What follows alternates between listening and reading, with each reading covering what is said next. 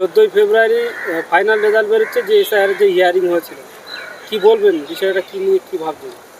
দেখুন, এখন যে অবস্থা বাংলার, সবটাই আউট অফ কন্ট্রোল। আর কোনো রাজনৈতিক দল কিচ্ছু করতে পারবে না। যতটা হালকা দিয়েছিল রাজনৈতিক দলগুলো, ঠিক ততটাই ফাঁদে পড়ে গেছে বাংলা এবং বাঙালি। আমরা বিহারের ক্ষেত্রে দেখেছিলাম, অন্তত কিছু প্রতিবাদ করেছিল বিরোধী রাজনৈতিক দলেরা, কিন্তু পশ্চিমবঙ্গে সেরকম পাত্তাই পেল না। অভিষেক বন্দ্যোপাধ্যায় মাঝে মধ্যে বলছেন, তৃণমূল মাঝে মধ্যে বলছে, কারণ আসল যে কাজটা সেটা সেই সময় আমার রাজনৈতিক দলেরা পশ্চিমবঙ্গের তারা কিচ্ছু করেনি। যেটা আমি আগে থেকে বলে দিয়েছিলাম যে সামনের পাতাটা এসআইআর এর, ওটা হলো ডিক্লারেশন, স্বীকার করে নেওয়া, আর সেকেন্ড পেজটা হলো এনআরসি। সেকেন্ড পেজটা লোকেরা দেখেইনি বেশিরভাগ। এমনকি প্রতিটি রাজনৈতিক দল একটি মারাত্মক ভয়ঙ্কর কথা বলছেন, আর বোকা হাবা বাঙালি মানেই বোঝে না প্রতিটি রাজনৈতিক দল। আমি রাজ্য সরকারকে বলছি না, তার কারণ হচ্ছে রাজ্য সরকার করতে বাধ্য। এটা রাজ্য সরকার মানে ভারতের রাজ্য সরকার, অর্থাৎ যুক্তরাষ্ট্রীয় কাঠামো। কিন্তু বিরোধী রাজনৈতিক দলগুলো তারা তো লড়াই করতে পারত। তারা রীতিমতো অফিস খুলে খুলে ক্যাম্প করে করে সবাইকে মানে এসআইআর এর প্রথম পাতাটাই সই করালো, ডিক্লারেশন মানে এনআরসিতে ডিক্লারেশন নিয়ে নিল, যেটা আসামের ক্ষেত্রে হয়েছিল। আমরা আসামের ক্ষেত্রে সিপিএম বিজেপির সঙ্গে হাত মিলিয়ে এনআরসি করেছিল, আমরা খুব গালাগালি দিতাম, কিন্তু এখন বুঝতে পারছি যে আমার গালাগালি দেওয়াটা ভুল হয়েছিল। প্রতিটি রাজনৈতিক দল, এবং মারাত্মক কথা, তারা এই নির্লজ্জ রাজনৈতিক দলের নেতারা, অশিক্ষার তো একটা সীমা আছে। প্রতিটি রাজনৈতিক দলের নেতা, ওপর নেতা থেকে তলার নেতা পর্যন্ত কিছুই জানে না, আর জানার চেষ্টাও করে না। এরা লিখছে প্রকৃত নাগরিকরা যেন কেউ বাতিল না হয়, তার বিরুদ্ধে যদি বাতিল হয় আমরা লড়াই করবো। আরে শুয়োর, এই যে স্বাধীনতার পর থেকে এত বছর যে সরকার চালালি তোরা, বাম আমলে 34 বছর সরকার হলো প্রকৃত ভোটার নিয়ে। হ্যাঁ, প্রকৃত ভোটার মানে কি?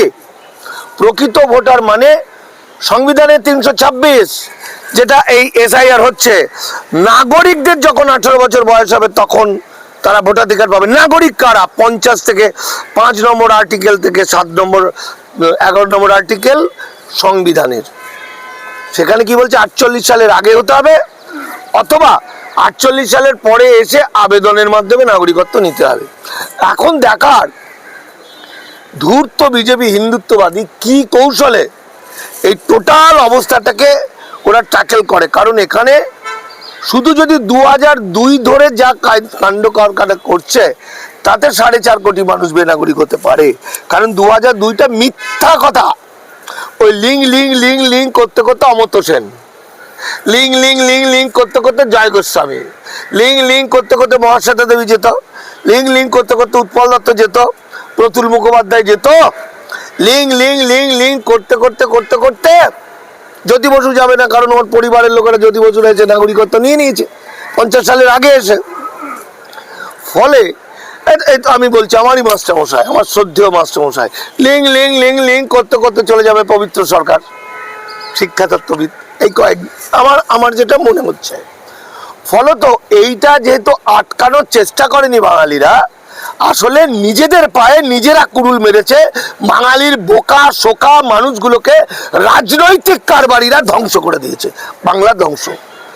এখন এই যে নানা কায়দা হচ্ছে, যেন একটা মানুষকে বেনাগরিক করা হবে, তার ভোটার তালিকা থেকে বাদ দেবে, তার আধার কার্ড প্যান কার্ড না সমস্ত বাদ দিয়ে তার জমি জায়গা বাড়িঘর নিয়ে নেবে, তাকে বেনাগরিক করবে, তার সরকারি সুযোগ সুবিধা থেকে বাদ দেবে। এইটা যেন একটা প্রোডাক্ট, মানে দিল্লি থেকে মুখ্য নির্বাচন আধিকারিক মাঝে মধ্যে এমন ডায়লগ দিচ্ছে, এমন মানে চিঠি পাঠাচ্ছে, মানে এটা যেন একটা বিরাট একটা প্রোডাক্ট বাজারে খাওয়ার জন্য।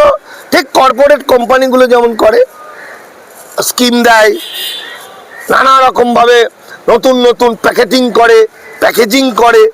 এখানে মানুষের জীবন নিয়ে ওরা প্যাকেজিং করছে।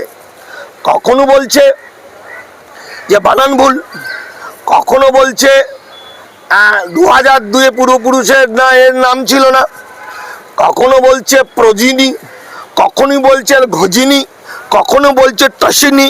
মানে এদের মূল গল্পটা হচ্ছে 1952 সাল, 1952 সালের ভোটার তালিকায় যাদের নাম ছিল না, এটা চলছে, মারাত্মক পর্যায়ে যাচ্ছে।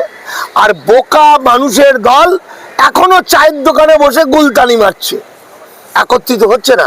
কিন্তু মারাত্মক বিষয় যেটা কালকে আমি দেখেছিলাম, আমি আশ্চর্য হইনি। আমার মনে হয়েছে যে ওই এবিপি আনন্দর না স্টার আর বাংলার ওই যে ভদ্রমহিলা স্বর্ণালী মনে হলো 5 চামড়া তুলে দাও মেরে, একদম বাঙালি, মানে আনন্দ পাচ্ছে, মানে একটা প্রোডাক্ট এসছে। এবং মারাত্মক কথা কি বলছে, যেটা বলছে সেটা নিয়ে আমি ভাবিত নই, কারণ আমি জানি এর চেয়েও ভয়ঙ্কর আরএসএস বিজেপি। কারণ আরএসএস এর নীতিমালা এবং যদি আরএসএস এর নিয়ম কানুন গুরুজি গোলওয়ালকারের কথাবার্তা শোনেন তাহলে বুঝবেন এর চেয়েও ভয়ঙ্কর।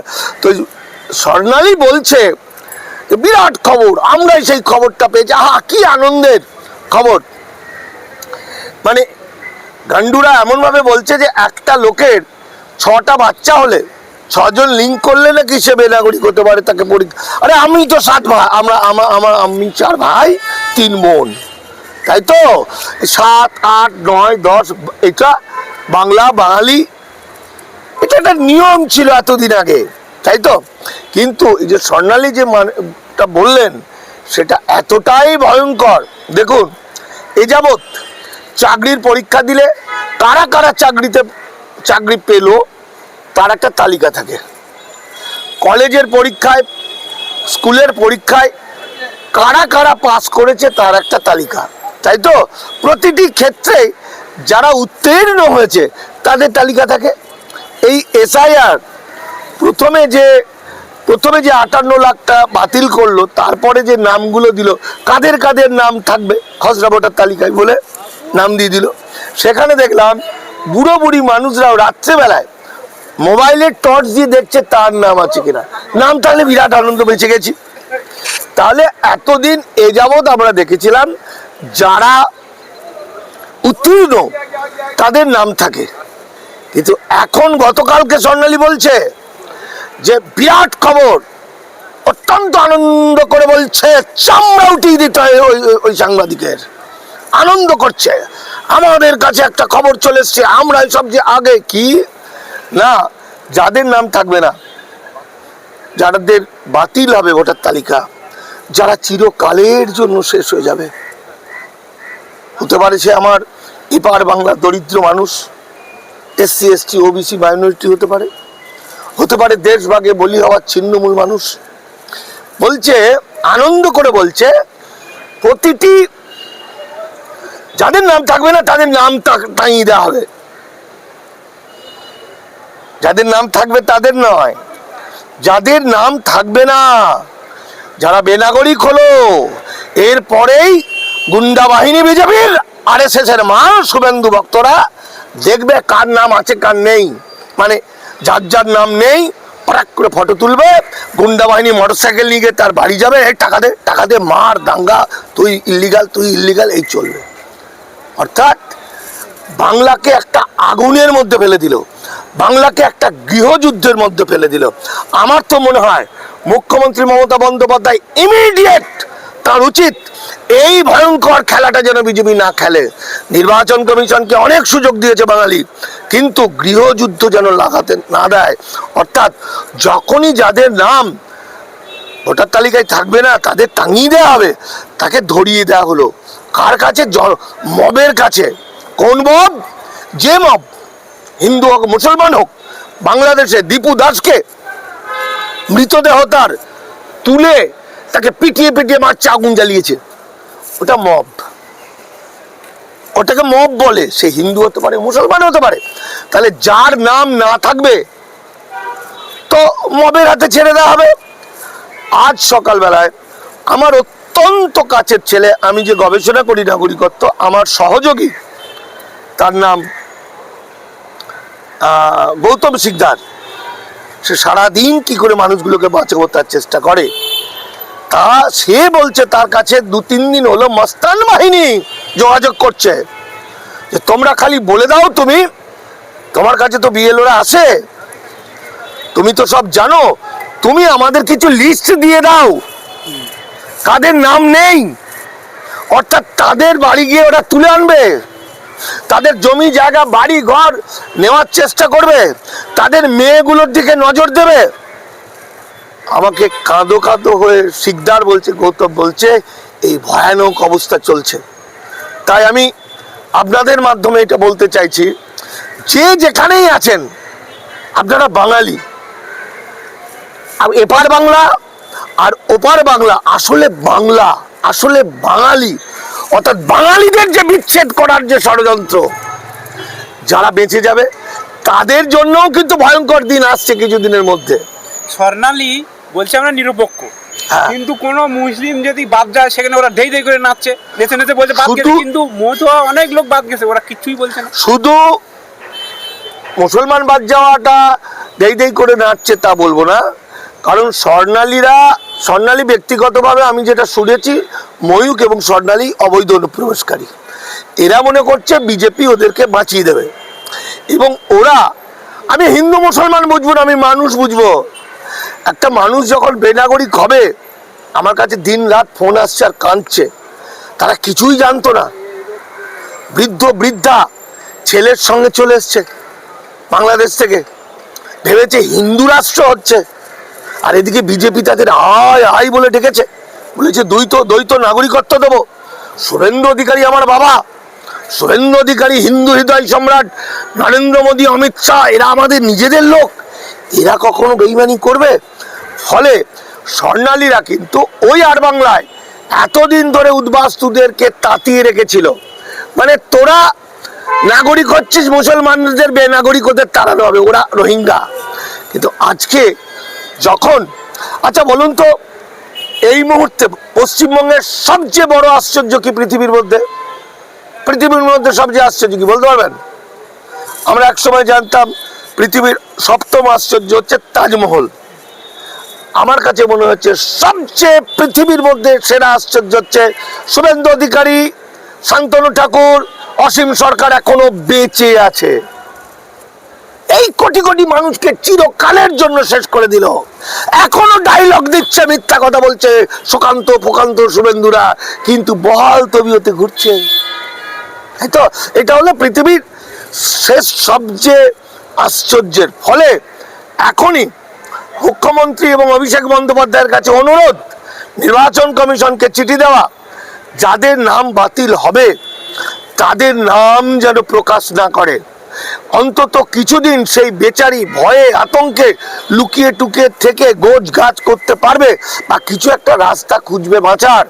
কিন্তু যদি জানিয়ে দেয় তাহলেই কিন্তু ভয়ঙ্কর ঘটনা, দাঙ্গা লেগে যাবে চারিদিকে। এটা 1।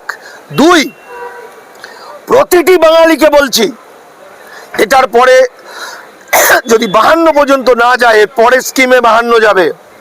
এটা ডিলিমিটেশন পশ্চিমবঙ্গের এমপি সিট অর্ধেক করে দেবে, প্রায় কমিয়ে দেবে, কমিয়ে দিয়ে বাংলার বার্গেনিং পাওয়ার থাকবে না, বাংলা একদম কুত্তা বিড়াল করে দেবে বাঙালিকে।